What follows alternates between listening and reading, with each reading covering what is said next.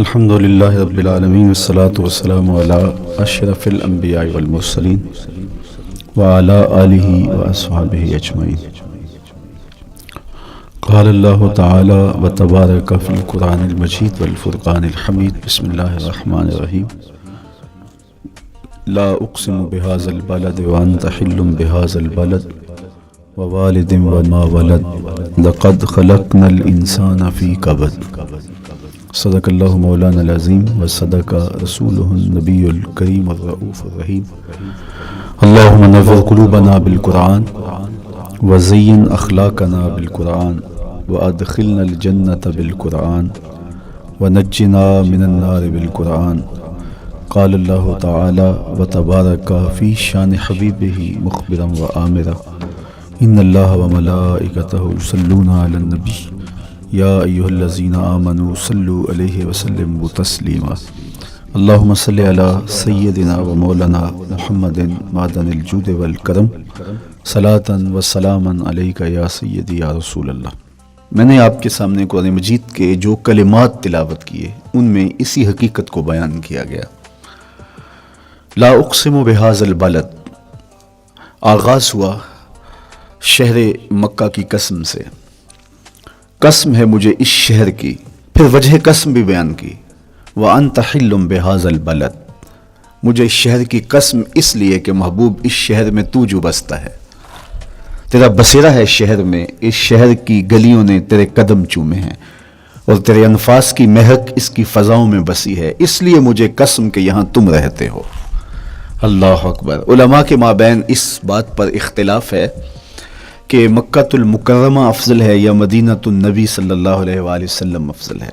ایک علمی اختلاف ہے، بعض نے کہا مکۃ المکرمہ افضل ہے، دلائل دیے، بڑا وزن ہے دلائل میں۔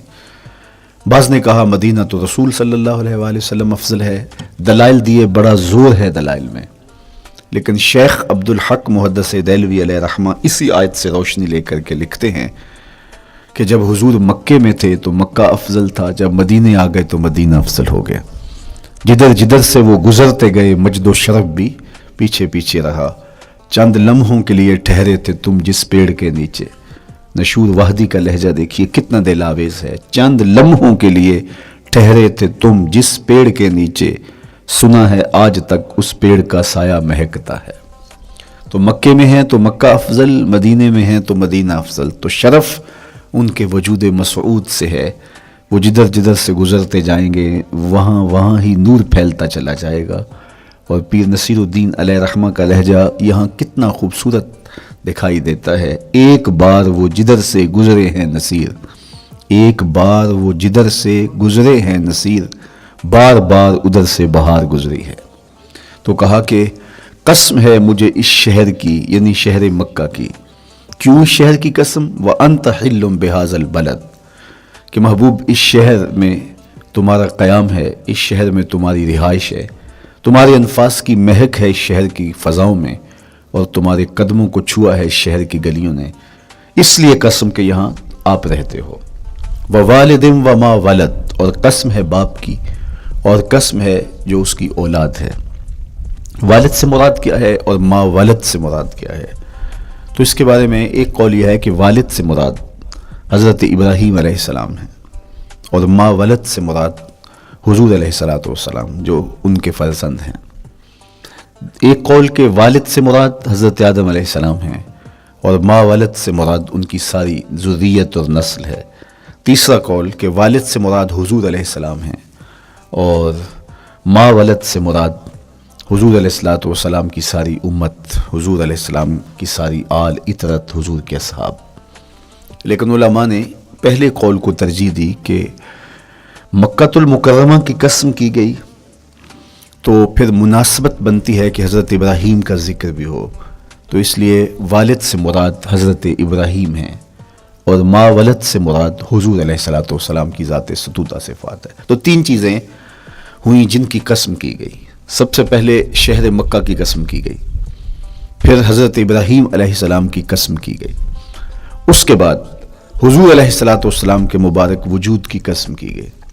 تین قسمیں کر کے کہا کیا گیا، چونکہ جو خالی ذہن شخص ہو، جب اس کو کوئی بات بیان کی جائے تو قسم سے آغاز نہیں کیا جاتا. متردد الذہن کو کوئی بات کرنی ہو تو قسم سے آغاز کیا جاتا ہے، یا پھر آپ جس مضمون کو بیان کرنے جا رہے ہیں وہ اتنا اہم ہے کہ اس کی اہمیت کو اجاگر کرنے کے لیے آپ کو قسم کرنا پڑتی ہے. تو یہ جو ماں بعد کا مضمون ہے جس کو میرے رب نے بیان کیا، اس سے قبل ایک نہیں، دو نہیں، 3 قسمیں کی. تو پھر کان تو کھڑے ہو گئے، سماعتیں تو بچھ گئیں کہ وہ کون سی شے ہے جس کو بیان کرنا مقصود ہے، اور اس سے قبل قسم پہ قسم کی جا رہی ہے. قسم محبوب شہر مکہ کی، قسم محبوب تیرے والد بزرگوار حضرت ابراہیم علیہ السلام کی، اور قسم تیرے پاکیزہ وجود کی.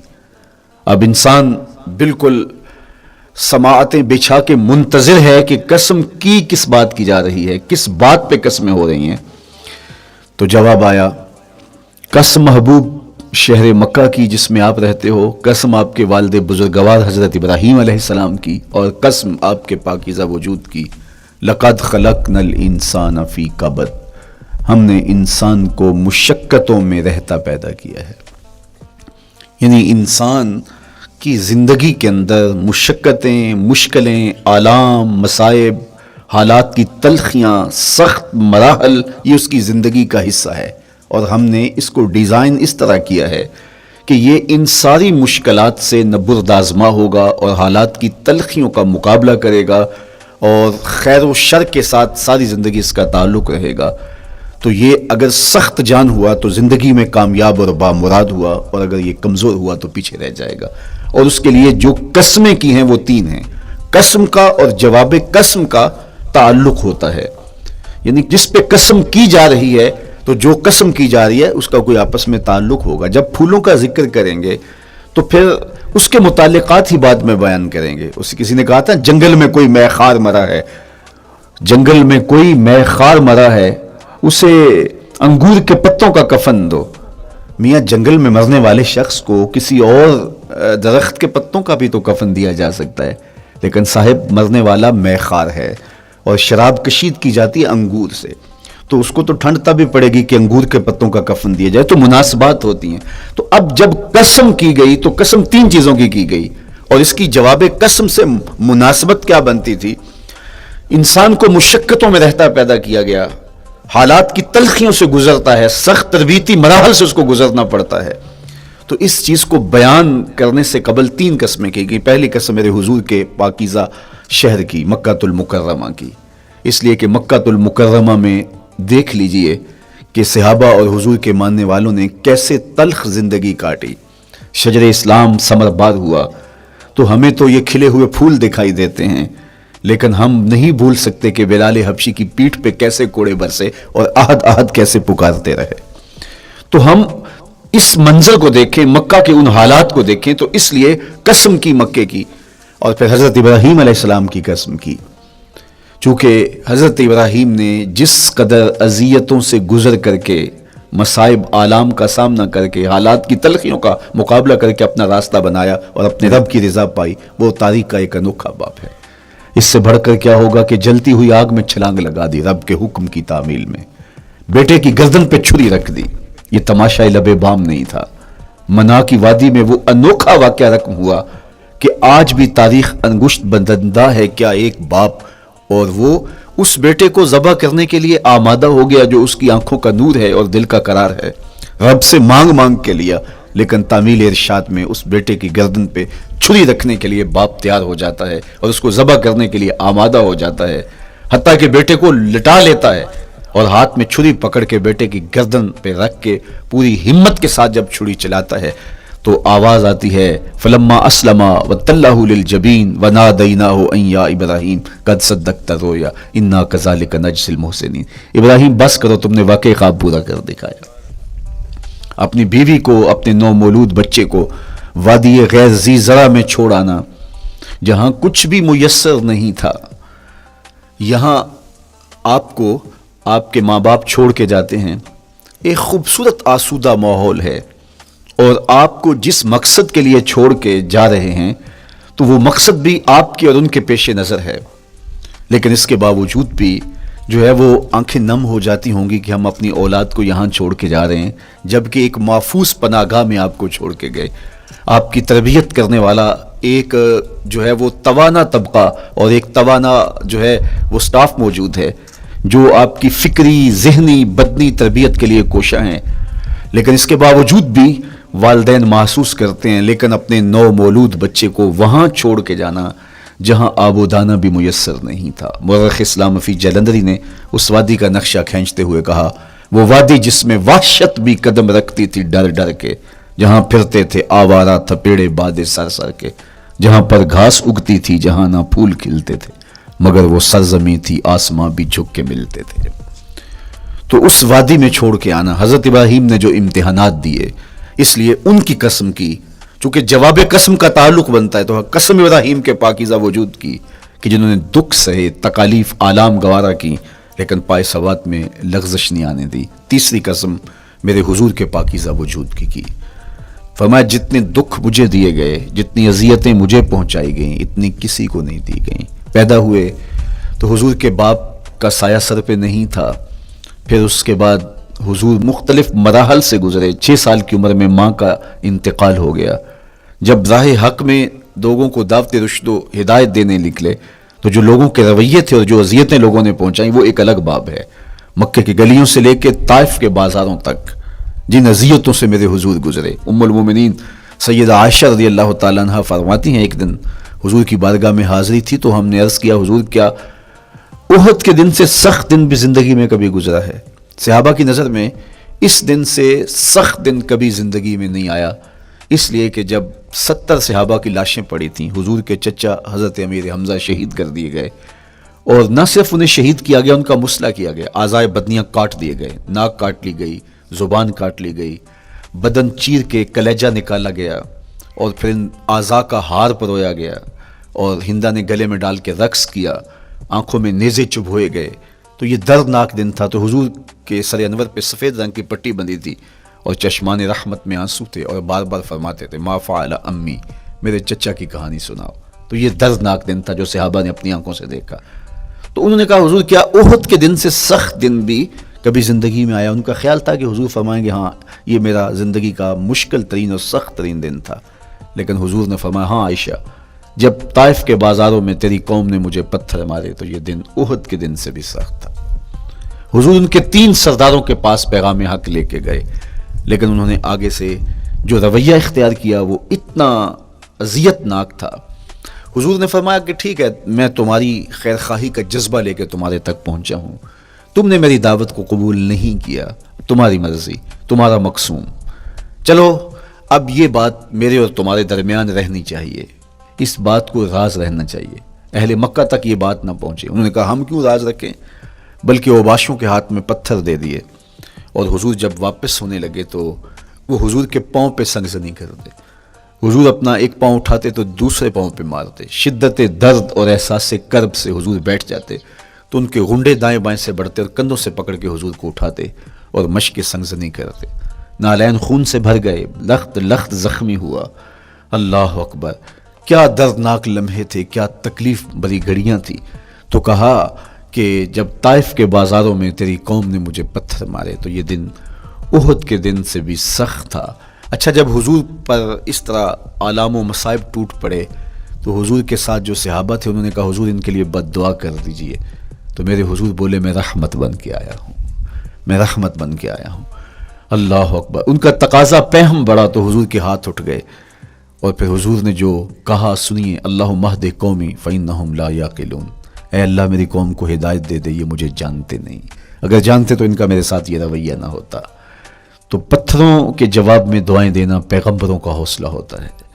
اللہ اکبر. مورخ اسلام فی جلندری نے کیا خوبصورت پیرائے میں نقشہ کھینچا کہ حضور ہاتھ اٹھا کے دعا مانگ رہے ہیں، الہی کرم کر کو سارے طائف کے مکینوں پر، الہی پھول برسا ان پتھروں والی زمینوں پر. تو حضور نے دکھ سہے، تکلیفیں سہی. اب 3 قسمیں کی. شہر مکہ کی قسم جہاں حضور کے صحابہ نے تکلیفیں سہی، اس شہر کی گلیوں میں انہیں گھسیٹا گیا اور ان کو کچی کھالوں میں لپیٹ کے دھونیاں دی گئیں، انہیں اذیت ناک مراحل سے گزارا گیا. حضرت ابراہیم مشکل سے مشکل زندگی کاٹی اور رب کی رضا جوئی کے لیے کوشاں رہے. اور میرے حضور نے سخت ترین اذیتوں، مقاومتوں، مخالفتوں اور تکلیفوں کا سامنا کیا.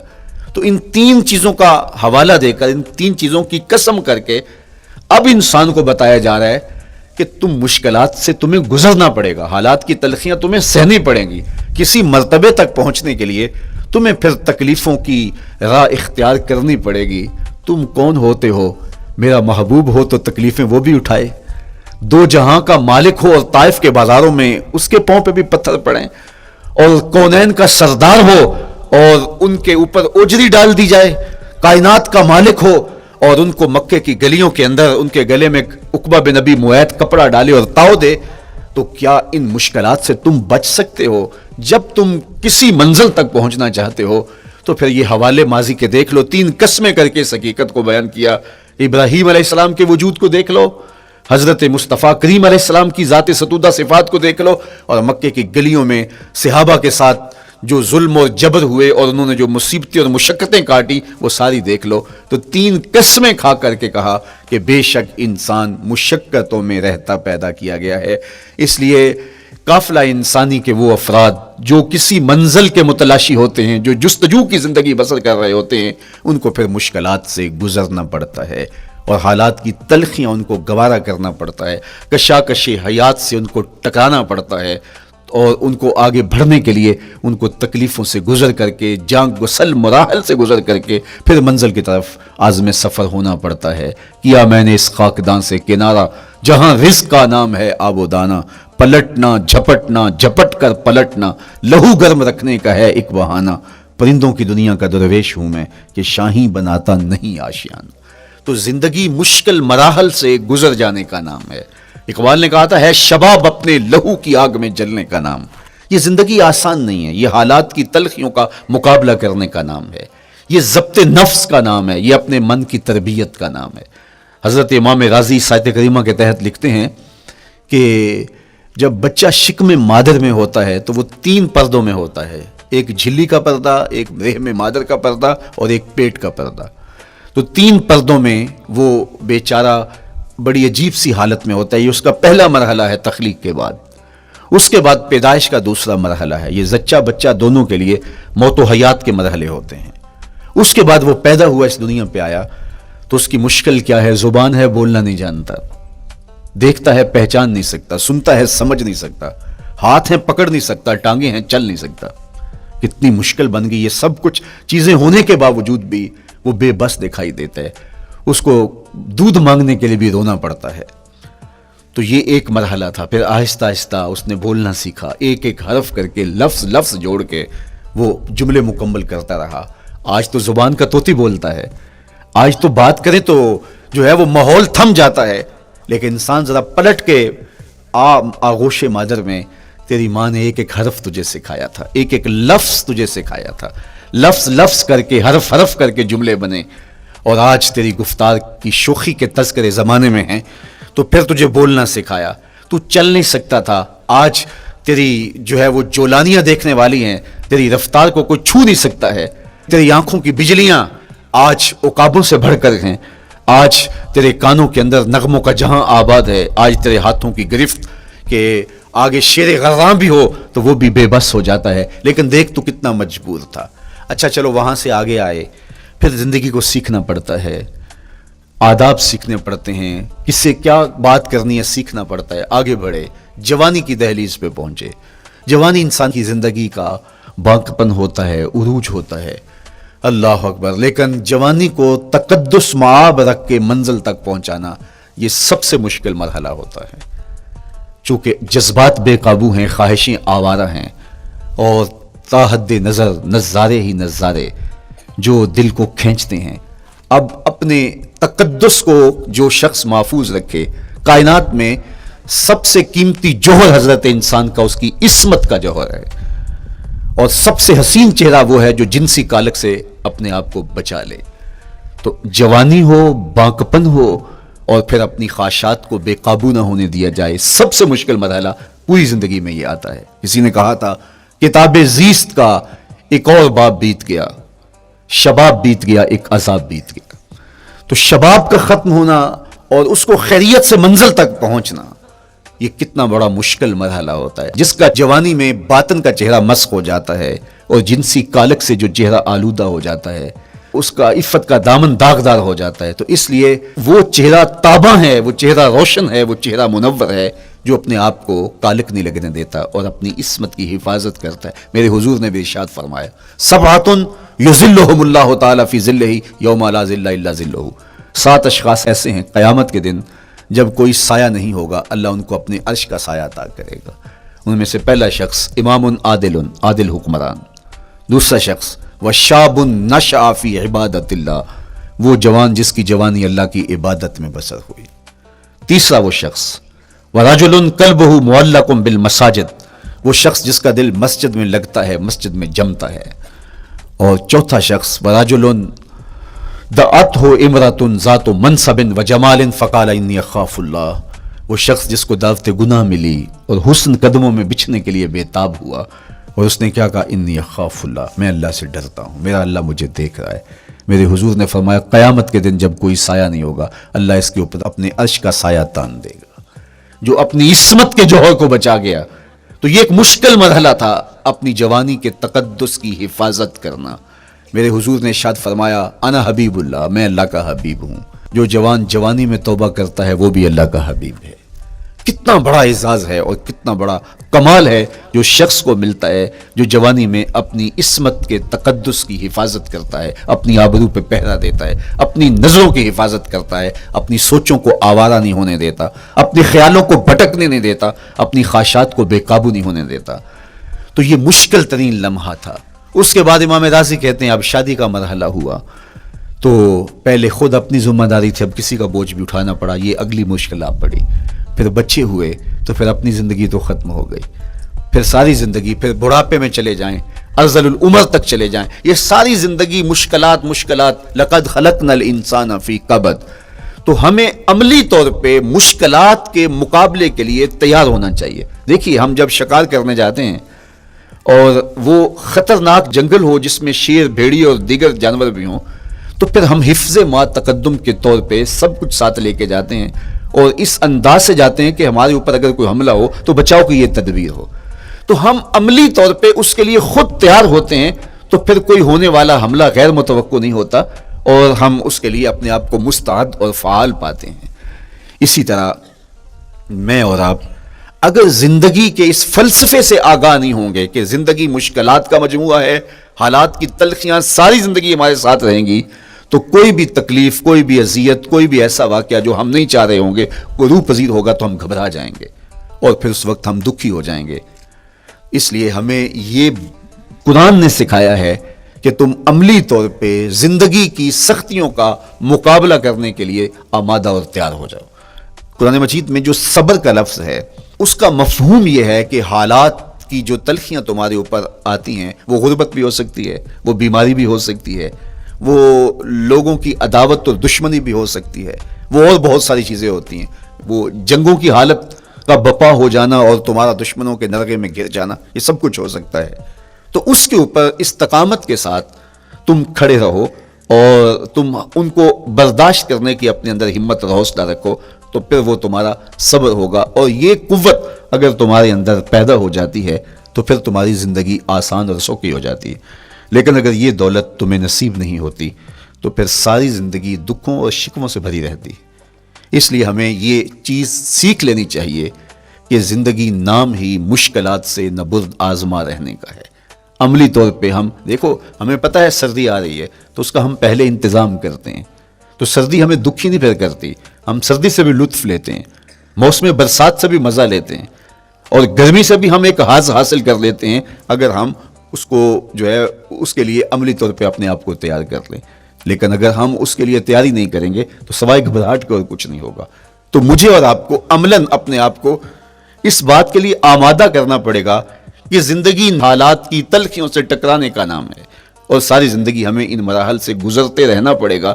اور قرآن نے جو ہے وہ 3 قسمیں کر کے، اور 3 قسمیں بھی شہر مکہ کی اور محبوب کریم کے پاکیزہ وجود اور جناب ابراہیم علیہ السلام کی، تاکہ تمہیں پتہ چلے جب ان کو بھی ان مراحل سے گزرنا پڑا میں اور آپ کیا بیچتے ہیں۔ اس لیے ہمیں اپنی زندگی کو ان راہوں پہ ڈالتے ہوئے صبر اور استقامت. اب صبر اور استقامت کی دولت ہمیں کیسے نصیب ہوگی؟ یہ دولت کس طرح، یہ قوت راسخہ ہمارے اندر کیسے پیدا ہوگی اور کس طرح ہمارے من کے اندر یہ چیزیں سمائے گی؟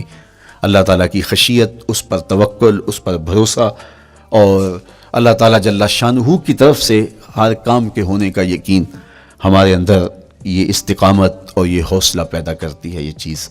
اس لیے مجھے اور آپ کو اپنی پوری زندگی میں اس عمل سے گزر کر کے اپنے آپ کو مضبوط ترین صورتحال میں لا کے کھڑا کرنا پڑے گا، اور یہی زندگی کا جمال ہے. تو اب پھر دیکھیے قرآن کیا کہہ رہا ہے. لا اقسم بہذا البلد وانت حل بہذا البلد ووالد وما ولد، 3 قسمیں کی. اس کے بعد ارشاد فرمایا لقد خلقنا الانسان فی کبد، ہم نے انسان کو مشکلوں میں، مصائب میں، آلام میں رہتا ہوا پیدا کیا. کہتے ہیں جب حضرت انسان کی تخلیق ہوئی تو اس کا خمیر جب گویا جا رہا تھا تو اس کے اوپر 39 دن تک آزمائشوں کی، دکھوں کی، تکلیفوں کی بارش ہوئی، اور 1 دن خوشیوں اور مسرتوں کا می برسا.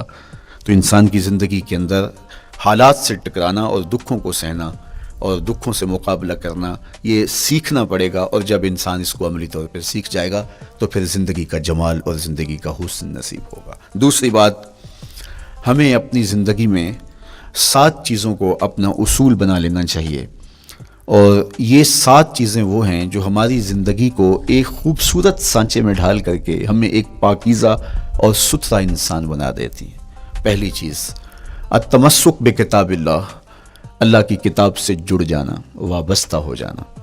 جب ہم کتاب اللہ سے وابستہ ہو جائیں تو پھر ہمارے باطن کی اور نفس کی تربیت ہوتی ہے، اور پھر ہم وہ مطلوب انسان بنتے ہیں جو ہمارا رب ہم سے تقاضا کرتا ہے.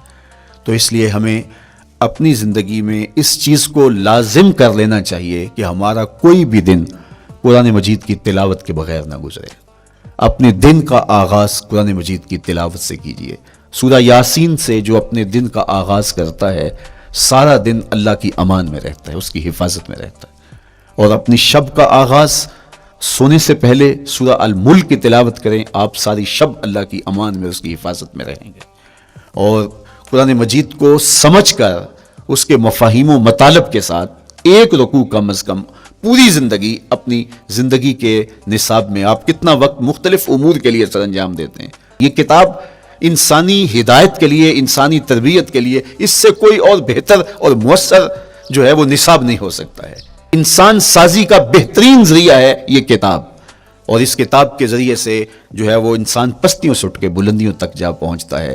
اقبال نے تو کہا کہ گر تمی خواہی مسلمان زیستن نیست ممکن جز با قرآن زیستن، اگر تو مسلمان بن کے جینا چاہتا ہے تو قرآن کے بغیر ایک قدم بھی نہیں چل سکتا. تو آگے چل کے اسی نظم میں کہا کہ فاش می گوئم آنکھ در دل مزمرست ای کتابیں نیست چیزیں دیگرست، اگر میں کھل کے بیان کر دوں جو میرے سینے میں چھپا ہے تو میں تجھے بتا دوں کھل کے یہ کتاب نہیں، یہ کوئی اور ہی شے ہے. کن لوگوں کو کہاں سے اٹھایا اور یہ کتاب کہاں تک لے گئی، جو باہمی جنگ و جدل میں الجھے ہوئے تھے اور حرف شناس بھی نہیں تھے، جو سواد آشنا بھی نہیں تھے، پھر انہوں نے جو ہے وہ روما کی سلطنت بھی الٹ کے رکھ دی. یہ کرشمہ تھا اس کتاب کا جس نے زندگی کا جمال ان کی روحوں کے اندر پیدا کر دیا. تو میں اور آپ اپنی زندگی میں قرآن مجید سے کبھی بھی دور نہ ہوں. روزانہ کی بنیاد پہ آپ تلاوت کلام مجید اپنی زندگی میں شامل رکھیں. انشاءاللہ اس کے اجالے دنیا میں اور آخرت میں آپ اپنی آنکھوں سے مشاہدہ کریں گے.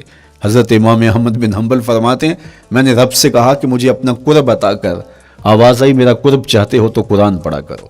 یہ رب کی قربت کی بھی ضمانت ہے اور ضبط نفس اور باطن کی تربیت کا بھی ذریعہ ہے. اچھا، دوسری بات والاقتداء بسنت رسول اللہ صلی اللہ علیہ وآلہ وسلم. ہمارے لیے بہترین نمونہ ہمارے حضور علیہ الصلوۃ والسلام کی زندگی ہے. حضور کے دیا ہوا نظام حیات ہے جس پر حضور نے خود عمل کر کے دکھایا. میرا عشق رسول، میری محبت رسول اس بات کا تقاضا کرتی ہے کہ میں ان کے طریقہ حیات کے مطابق اپنی زندگی گزاروں. اسلام دعوے کی بات نہیں کرتا، دلیل ہم سے مانگتا ہے. آج میں کہتا ہوں میں عاشق رسول ہوں، اور اتنا بڑا عاشق رسول ہوں کہ میرے جیسا زمانے میں دوسرا کوئی نہیں. میرے جذبات ایسے دکھائی دیتے ہیں آسمان کو چیر دوں گا اور زمین کو پھاڑ دوں گا، لیکن ہمسایوں کے ساتھ میرا سلوک بتاتا ہے کہ میں عاشق رسول نہیں ہوں. دوستوں کے ساتھ میرا رویہ بتاتا ہے کہ میں عاشق رسول نہیں ہوں. میں کسی سے وعدہ کرتا ہوں اور پھر اس پہ پورا نہیں اتر پاتا، تو صاحب پھر آپ عاشق رسول نہیں ہیں، آپ کچھ اور ہیں۔ عشق رسول تو یہ ہے کہ میرے محبوب علیہ السلام نے کسی سے عہد کیا ہے کہ تمہارے آنے تک میں یہاں کھڑا ہوں، اور وہ جا کے بھول جاتا ہے، اور میرے حضور 3 دن وہاں منتظر رہتے ہیں۔ وہ اچانک گزرا اور دیکھا تو حضور علیہ السلام کھڑے ہیں، تو خود پریشان ہوا، صرف اتنی بات اسے کہی، صاحب تو نے مجھے مشکل میں ڈال دیا، تو نے مجھے مشقت میں ڈال دیا۔ عہد کیا ہے تو پھر اس کی پاسداری نبھا کے دکھائی۔ اللہ اکبر، میں اگر حضور سے محبت کرنے والا ہوں تو میرا رویہ بتائے کہ میں عاشق رسول ہوں، میری زبان پہ جھوٹ نہیں بول سکتی۔ آپ سے پوچھا گیا کہ مومن بزدلی کر سکتا ہے؟ کہا نہیں، بہادر ہوتا ہے، لیکن ہو سکتا ہے کبھی اس سے بزدلی سرزد بھی ہو جائے۔ پھر پوچھا گیا کہ مومن بخیل ہو سکتا ہے؟ کہا نہیں، سخی ہوتا ہے، لیکن ہو سکتا ہے کبھی اس سے بخل بھی سرزد ہو جائے۔ پھر تیسرا سوال حضور سے کیا گیا، مومن جھوٹا ہو سکتا ہے؟ فرمایا جھوٹا نہیں ہو سکتا، یہ پکی بات ہے کہ مومن جھوٹ نہیں بول سکتا۔ میں اور آپ اپنے رویوں میں دیکھیں کہ ہم کھڑے کہاں ہیں۔ آج ہم ان جگہوں پہ بھی جھوٹ بولتے ہیں جہاں جھوٹ بولنا ہماری مجبوری بھی نہیں ہوتی، چونکہ یہ ہماری فطرت ثانیہ اور عادت بن چکا ہے، اور ہم اس کو برا ہی نہیں سمجھتے۔ جبکہ جھوٹ جب کوئی شخص بولتا ہے، حدیث پاک میں آتا ہے اس کے منہ سے بدبو نکلتی ہے، رحمت کے فرشتے 1 میل دور ہٹ جاتے ہیں اس سے۔ اور سویر سے شام تک جب ہمارے معمولات یہ ہوں تو پھر ہم کہاں کھڑے ہیں اور رحمت کے فرشتے کہاں کھڑے ہیں؟ تو حضور علیہ السلام کی سنت کا اتباع حضور کی محبت کی دلیل ہوگی۔ امام قرطبی نے لکھا ہے، اللہ کی محبت کا کوئی دعویٰ کرے تو کیا دلیل ہوگی کہ یہ واقعی محب الہی ہے؟ تو کہا اللہ سے محبت کا دعویٰ کرنے والے کے لیے دلیل یہ ہے کہ وہ قرآن سے پیار کرے۔ قرآن سے پیار اور قرآن سے محبت کی دلیل یہ ہے کہ حضور کا پیار سینے میں رکھے۔ حضور سے محبت کی دلیل یہ ہے کہ سنت رسول سے پیار کرنے والا ہو، اور سنت رسول سے پیار کرنے کی دلیل یہ ہے کہ بدعات سے اجتناب کرنے والا ہو۔ ہر وہ طریقہ جو میرے حضور نے نہیں دیا اس کو اختیار نہ کرے، اس طریقے کو اختیار کرے جو حضور علیہ السلام کا عطا کرتا ہے۔ تیسری بات، عقل الحلال۔ یہ وہ بنیادی اصول ہیں جو ہماری زندگیوں میں اتر جانے چاہیے، اور ہم ایک صالح اور خوبصورت انسان بن کے اس معاشرے کا حصہ بن سکتے ہیں۔ عقل حلال زندگی میں شامل ہو تو زندگی کو جمال نصیب ہوتا ہے، اور باطن اور ظاہر کو طمانینت نصیب ہوتی ہے۔ اگر رزق پاک نہیں ہے تو آپ کعبے بھی جائیں تو وہاں بھی آپ محروم پلٹیں گے۔ میرے حضور علیہ السلام نے فرمایا، ایک بندہ لمبا سفر کر کے گیا، اشعث اغبر کے لفظ ہیں، اس کے بال بکھرے ہوئے ہیں، سفر کی گرد پڑی ہوئی ہے، اور لباس بھی پھٹا ہوا ہے، شکستہ حالت، پراگندہ صورت، اور کھڑا ہے کعبۃ اللہ کے سامنے، یمد یدیہ، دونوں ہاتھ لمبے کر کر کے دعا مانگ رہا ہے، اور کیا کہتا ہے؟ اے اللہ، وَمَطْعَمُهُ حَرَامٌ وَمَشْرَبُهُ حَرَامٌ وَمَلْبَسُهُ حَرَامٌ وَغُذِّيَ بِالْحَرَام۔ فرمایا اس کا کھانا حرام کا ہے، اس کا پینا حرام کا ہے، اس نے جو لباس پہنا وہ حرام کا ہے۔ میرے حضور فرماتے ہیں بتاؤ اس کی دعا کیسے قبول ہوگی؟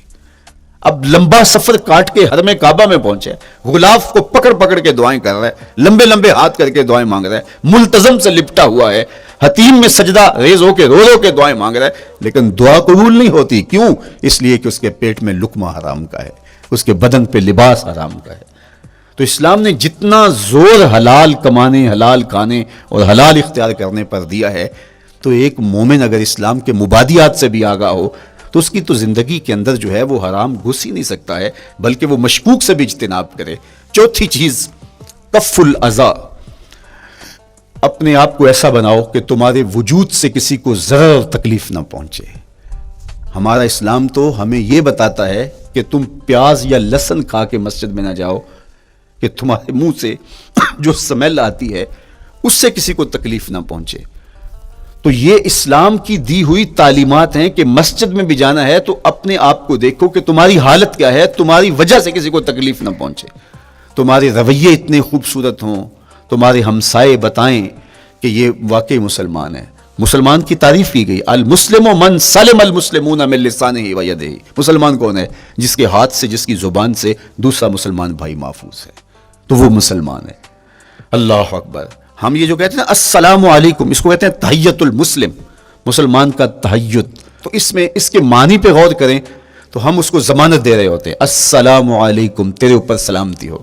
تو ہم اپنی جانب سے اسے ضمانت دیتے ہیں، میرے بھائی میری طرف سے تیری عزت، تیری جان، تیری آبرو سلامت ہے، اب میری جانب سے تو پریشان نہیں ہونا، میں تجھے سلامتی کی ضمانت دیتا ہوں۔ اور وہ آگے سے کیا کہتا ہے؟ وعلیکم السلام، میرے بھائی پھر میری جانب سے بھی تیرا سب کچھ محفوظ ہے.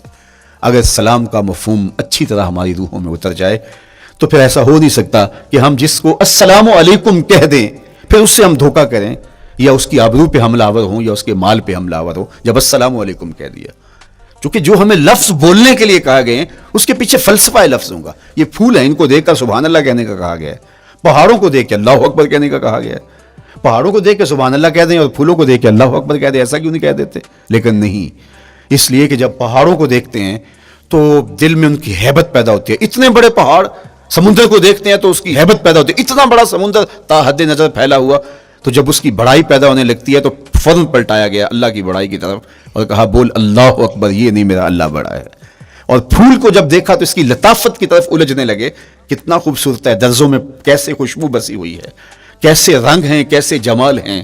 اللہ اکبر. وہ کیا کسی نے کہا تھا نا کہ درزوں کی لطافت میں خوشبو نے اما پائی، گل چیرنے والے نے کس شان سے چیرا ہے. تو کیا کمال ہے یار، کیا پتیاں ہیں، کیا رنگ ہے، کیا خوبصورتی ہے، کیا لطافت ہے. الجھنے لگے. کہا بول سبحان اللہ، یہ کیا ہے جس نے رنگ بھرے ہیں وہ پاک ہے. تو تیرا دل الجھ نہ جائے تو جو ہم بولتے ہیں لفظ جہاں بھی بولتے ہیں اس کے پیچھے ایک فلسفہ ہوتا ہے. السلام علیکم یہ تحیۃ المسلم ہے.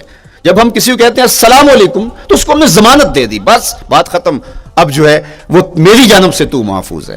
لیکن ہم سلام بھی لے رہے ہوں گے اور ہاتھ بھی کاٹ رہے ہوں گے اور اس کی جیب بھی کاٹ رہے ہوں گے، پھر سلام نہیں لیا، ہم نے منافقت کی ہے. تو کف الاذی چوتھی چیز. اور پانچویں چیز اجتناب المعاصی، گناہوں سے اپنے آپ کو بچا کے رکھنا. نیکی کرنا بہت اہم ہے لیکن نیکی کرنے سے زیادہ ہم اپنے آپ کو گناہوں سے بچانا ہے.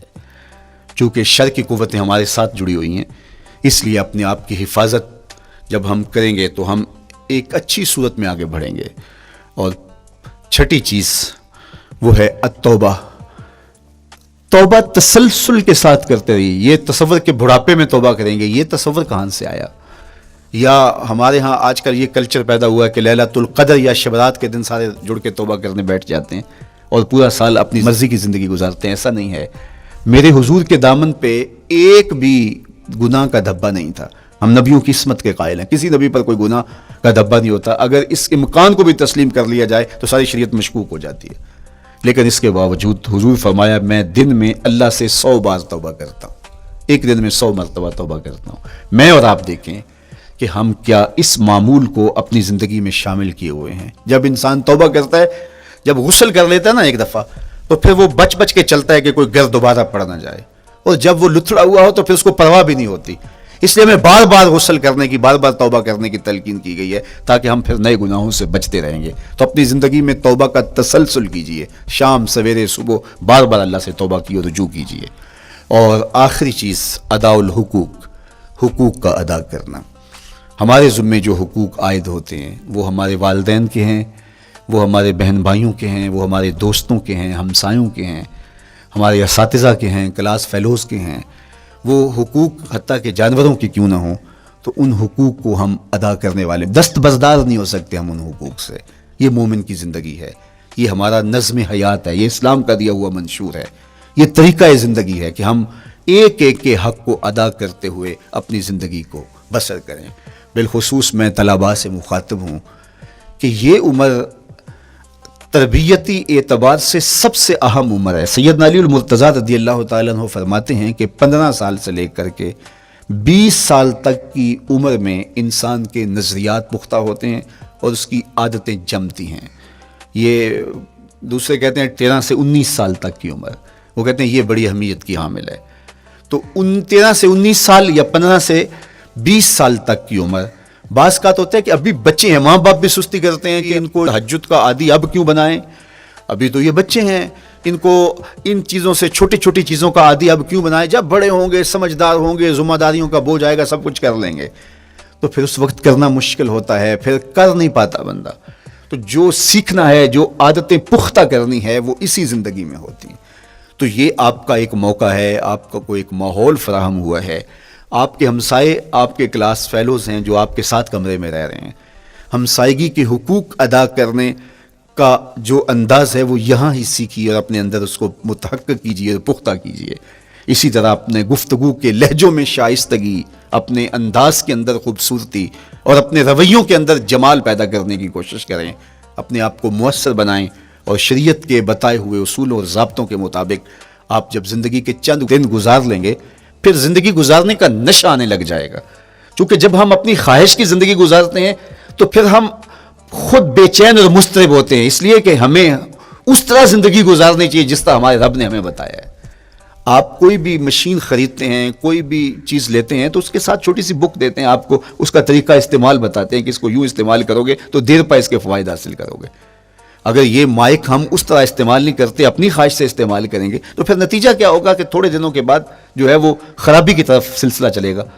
اس طرح یہ وجود جس پاکیزہ ذات نے بنایا ہے، اس نے ہمیں بتایا ہے کہ اس کو استعمال کیسے کرنا ہے اور اس زندگی کو کیسے گزارنا ہے. اور پھر انسان کو ایک ماڈل اور نمونہ بھی چاہیے، تو کہا نمونہ دیکھنا ہے تو محمد عربی کی ذات دیکھ لو. ادھر دیکھتے جاؤ اور زندگی گزارتے جاؤ، دیکھنا تمہاری زندگی کتنی خوبصورت اور کتنی پروقار گزرتی ہے.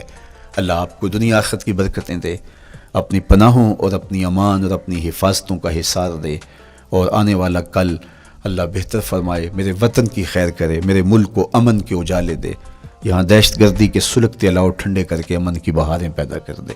کی محمد سے وفا تو نے تو ہم تیرے ہیں، یہ جہاں چیز ہے کیا لوح و قلم تیرے ہیں. وآخر دعوانا ان الحمدللہ.